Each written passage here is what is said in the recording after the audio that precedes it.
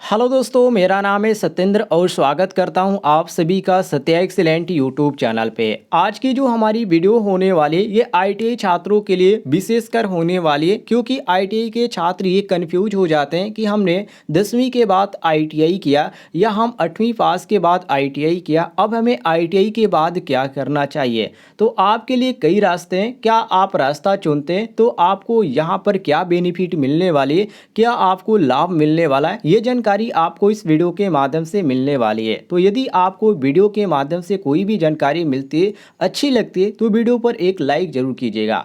सबसे पहला यहाँ पर आपको नौकरी करें, दूसरा अप्रेंटिस करें या तीसरा सीटीआई या जिसको आप सीटीआईएस भी बोलते हैं ये करें। सीटीआई और सीआईटीएस क्या होता है इसके बारे में आपको जानकारी देंगे, इससे क्या फ़ायदा होता है। सबसे पहले यहाँ पर ध्यान रखिएगा, मैंने यहाँ पर एक पॉइंट छोड़ दिया व्यापार, क्योंकि आईटीआई के छात्र आईटीआई के बाद व्यापार भी करना चाहते हैं, नौकरी भी करना चाहते हैं या अप्रेंटिसशिप भी करना चाहते हैं या सीटीआई या सीटीआईएस कोर्स भी करना चाहते हैं, तो उनको क्या करना है। तो चलिए यहाँ पर बिल्कुल आपको क्रम से बताते हैं, यहाँ पर स्टेप बाय स्टेप। सबसे पहला यहाँ पर ले लीजिए साथियों आपका व्यापार। व्यापार आपको करना चाहिए या नहीं करना चाहिए। तो व्यापार करने के लिए आपको क्या करना पड़ेगा। सबसे पहले तो यहाँ पर ध्यान रखिएगा, आप कोई भी व्यापार करें तो आपके पास उसमें इन्वेस्ट करने के लिए पूंजी होनी चाहिए। दूसरी बात, यदि आप व्यापार करते हैं तो जो भी व्यापार करते हैं आपको उसके बारे में जानकारी होनी चाहिए। जानकारी का मतलब ये कि आप आईटीआई के हैं तो आईटीआई लेवल पे ही आप व्यापार शुरू करेंगे, क्योंकि आईटीआई के माध्यम से आपको जानकारी दे रहे हैं। तो इसके लिए आपको क्या करना पड़ेगा, यहाँ पर आपको जो कुशल कार्य अनुभव मिलता है वो आपको अप्रेंटिसशिप के तौर पे मिलता है। तो आप अप्रेंटिसशिप कर सकते हैं, जैसे कि टाटा मोटर हो गया, और यहाँ पर कुछ ऐसी कंपनियां होती हैं जिसके अंतर्गत आप करते हैं। तो आप छोटे छोटे जो पॉट होते हैं, जो आपके मोटर के पॉट होते हैं या अदर कोई भी जो मशीन होती है उसके बारे में, उसको बनाने का तरीका, उसके बारे में जानकारी, ये सभी जानकारी आपको मिलती है। तो इस तरह आप जानकारी प्राप्त कर सकते हैं अप्रेंटिसशिप करके। अब अप्रेंटिसशिप देखिए साथियों दो प्रकार की होती है, एक आप सरकारी से भी कर सकते हैं और दूसरा आप प्राइवेट से भी कर सकते हैं। सरकारी में आपका रेलवे से आ जाता है, रेलवे से आपका आता है एनटीपीसी आता है, आईओसीएल आता है, डीआरडीओ आता है और भी बहुत सारी कंपनियां जो कि आपका सरकारी से आता है। दूसरी बात प्राइवेट की बात करें, प्राइवेट में आपका जो आता है टाटा स्टील आ गया, टाटा मोटर आ गया, टीसीएस आ गया, ईटीसी, बहुत सारे यहाँ पर कंपनियां जो कि प्राइवेट के अंतर्गत आती है। तो आप यदि व्यापार करना चाहते हैं तो आपको अप्रेंटिसशिप होना जरूरी है, क्योंकि साथियों ध्यान रखिएगा कार्य की कुशलता और अनुभव आपको जो मिलता है वो अप्रेंटिसशिप के द्वारा ही मिलता है। मतलब कि जो इसमें कंपनियां होती है, जो प्राइवेट कंपनियां होती है, उससे आपका एक्सपीरियंस भी मिलता है अप्रेंटिसशिप करने से। और यहाँ पर यदि आप गवर्नमेंट से करते हैं तो आप जो भी यहाँ पर सरकारी यहाँ पर नौकरी आ रही है, जैसे कि रेलवे डिपार्टमेंट से आप करें तो उसमें आपको छूट भी दी जाती है। तो ये तो हो गया साथियों आपका व्यापार का। अब यहाँ पर बात करते हैं नौकरी, ठीक है। नौकरी यदि आप करना चाहते हैं तो नौकरी में आपको यहाँ पर क्या फ़ायदा मिलने वाला है। देखिए नौकरी जो आपका है, यहाँ पर मैं इसको टिक कर देता हूँ तभी आप ध्यान से समझ पाएंगे। नौकरी की बात यदि करें तो नौकरी जो आपका होते हैं ये आप दो तरह से कर सकते हैं। एक तो आप यहाँ पर प्राइवेट भी कर सकते हैं और यहाँ पर गवर्नमेंट भी कर सकते हैं। लेकिन जो नौकरी होती है साथियों ये भी आपका दो तरह से हो जाती है, क्योंकि एक सेंट्रल गवर्नमेंट के अंतर्गत नौकरी का नोटिफिकेशन जारी किया जाता है और दूसरा आपका होता है स्टेट गवर्नमेंट की तरफ से।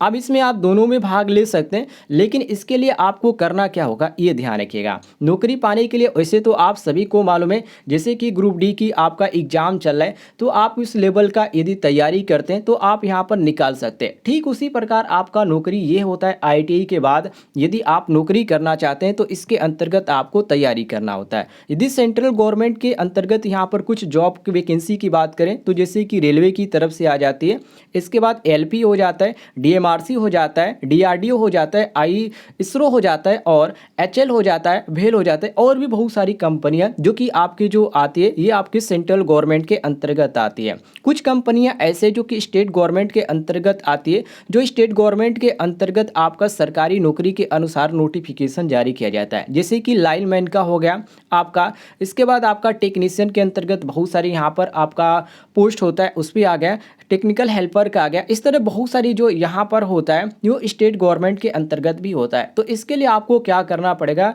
जो भी आप यहाँ पर जाना चाहते हैं, जैसे कि आप यहाँ पर लाइनमैन की यहाँ पर पद पर अप्लाई करें, तो उसके लिए आपको तैयारी करना पड़ेगा। तो आप तैयारी में जुट पाएंगे। तो ये जो हो गया आपका नौकरी का हो गया, ये आपका 2 प्रकार का। अब यहाँ पर अप्रेंटिसशिप की बात करें, वैसे मैंने अप्रेंटिस की थोड़ी बहुत आपको जानकारी दे दी है, तो आपको कोई दिक्कत नहीं है। अप्रेंटिसशिप देखिए, बहुत सारे छात्रों को ये दिमाग में क्वेश्चन होगा कि अप्रेंटिस से हम क्यों करें, अभी हमने 2 साल का कोर्स ITI किया है, अब हम 1 साल का अप्रेंटिसशिप क्यों करें, 1 साल हम नुकसान क्यों करें। तो देखिए, इसमें आपका नुकसान कोई नहीं है, क्योंकि आप अप्रेंटिसशिप करते हैं तो रेलवे डिपार्टमेंट भी साफ तौर पे कह दिया कि यदि आप गवर्नमेंट से यदि आप अप्रेंटिसशिप करते हैं तो आपको जो भी यहाँ पर कुछ छोटे छोटे पद हैं जो रेलवे डिपार्टमेंट में, उसमें यदि वैकेंसी आती है तो आपको छूट भी दिया जाएगा। दूसरी बात, आप इसमें कार्य करने की कुशलता और अनुभव आपको मिलता है, तो इसलिए भी आपको अप्रेंटिसशिप करना जरूरी है। तीसरी बात यह है कि यदि आप अप्रेंटिसशिप करते हैं तो आपको एक्सपीरियंस भी मिलता है, कार्य करने का यहाँ पर अनुभव भी मिलता है और उसके बारे में आपको जानकारी भी मिलती है। तो इसको आपको करना यहाँ पर अनिवार्य हो जाता है। दूसरी बात, अप्रेंटिसशिप आप करते हैं तो आपको इसमें आपको स्टेपन भी दिया जाता है, मतलब कि एक तरह से कह सकते हैं कि आपको इसमें जो दिया जाता है मंथली यहाँ पर पेमेंट भी दिया जाता है, आप जब कार्य करते हैं और इसमें सीखते हैं तो इसलिए आपको यहाँ पर करना चाहिए। और मैंने आपको पहले ही बता दिया कि जो अप्रेंटिसशिप होता है वो कहाँ से करना चाहिए। तो यदि आप सरकारी करना चाहते हैं तो रेलवे से या NTPC से या IOCL से या DRDO से या आप ONGC से या भेल से या अदर यहाँ पर जो होती है सरकारी के अंतर्गत, उससे कर सकते हैं। प्राइवेट में आपका जो आता है वो आपका टाटा स्टील आता है और टाटा पावर आता है और भी बहुत सारी कंपनियां, उसके अंतर्गत भी आप कर सकते हैं। इसके बाद हमारा अगला पॉइंट यहाँ पर बचता है जो कि CTI या जिसको आप CTIS बोलते हैं कोर्स। देखिए, ये कोर्स यहाँ पर क्यों किया जाता है, सबसे पहले यहाँ पर जान लीजिए। ये कोर्स वो यहाँ पर लोग करते हैं जो ITI का टीचर बनना चाहते हैं, उनके लिए ये जरूरी होता है। तो जो छात्र ITI का टीचर बनना चाहते हैं उनके लिए कोर्स जरूरी है। और ये जो कोर्स होता है 1 साल का होता है। कितने साल का होता है? 1 साल का आपका कोर्स होता है। तो अब यहाँ पर देखिए, जो यहाँ पर ITI के टीचर बनना चाहते हैं वो लोग यहाँ पर कैसे बन पाएंगे। देखिए, ITI का टीचर बनने के लिए आप ITI के बाद भी बन सकते हैं, या जो छात्र डिप्लोमा किए हैं वो डिप्लोमा के बाद भी आप इसका टीचर बन सकते हैं ITI का, या जो छात्र BTech किए हैं वो लोग भी यहाँ पर कर सकते हैं। अब यहाँ पर देखिए, जो इसमें जो CTI होता है साथियों, इसमें टोटल आपके 34 ट्रेडों की मान्यता दी जाती है, जिसमें बहुत सारे ट्रेड आ जाते हैं। और इसमें ध्यान रखिएगा, इसमें आप जो है ITI के बाद आप डिप्लोमा भी बहुत सारे छात्र करना चाहते हैं, क्योंकि यहाँ पर डिप्लोमा पर भी यहाँ पर आप यदि डिप्लोमा करते हैं तो आपको बहुत सारे नॉलेज भी मिल जाता है, क्योंकि ITI में कुछ आपको बेसिक चीज़ें ही मिलती है। तो यदि आप ITI के बाद डिप्लोमा करना चाहते हैं तो और भी अच्छा हो जाएगा, क्योंकि आपको थ्योरी का बहुत सी नॉलेज हो जाएगा और एक तरह से आप लेक्चरर भी बन जाएंगे।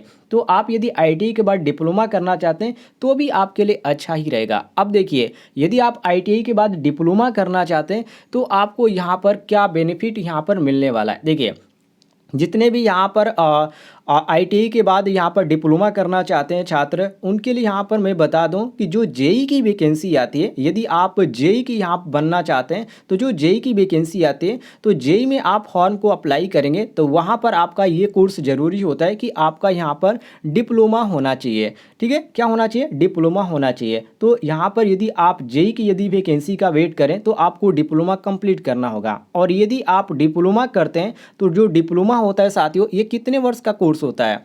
यहाँ पर जो होता है साथियों, डिप्लोमा की कोर्स होती है 3 वर्ष। लेकिन आप ITI की बात करते हैं तो ये जो कोर्स हो जाता है आपका 2 साल का ही कोर्स हो जाता है। डिप्लोमा जो आप 3 साल का कोर्स करते हैं बिना ITI के अंतर्गत, लेकिन आप ITI के अंतर्गत करते हैं तो आपका ये 2 साल का कोर्स हो जाता है, क्योंकि ITI के बाद जो छात्र इसमें एडमिशन लेते हैं डायरेक्ट उनको सेकेंड ईयर में एडमिशन दिया जाता है। तो इस तरह आपका जो हो जाता है 2 साल का आपका डिप्लोमा कोर्स हो जाता है ITI के साथ। तो ये भी आपके लिए काफ़ी अच्छा है। लेकिन ध्यान रखिएगा, अब जो यहाँ पर JEE की वैकेंसी आ रही है, जो यहाँ पर जूनियर इंजीनियर की वैकेंसी आ रही है, उसमें BTech मांग रहा है। तो यहाँ पर डिप्लोमा बहुत ही कम देखने को मिल रहा है। कुछ छोटे छोटे जो पोस्ट हैं जूनियर जो इंजीनियर के, उसमें आपको यहाँ पर डिप्लोमा देखने को मिल रहा है। बाकी जो अदर में उसमें आपका BTech यहाँ पर मांग दिया गया है, क्योंकि यहाँ पर BTech अनिवार्य कर दिया गया। तो आपके ऊपर डिपेंड करता है आप यहाँ पर क्या करना चाहते हैं, व्यापार करना चाहते हैं, नौकरी करना चाहते हैं, अप्रेंटिसशिप करना चाहते हैं, या आप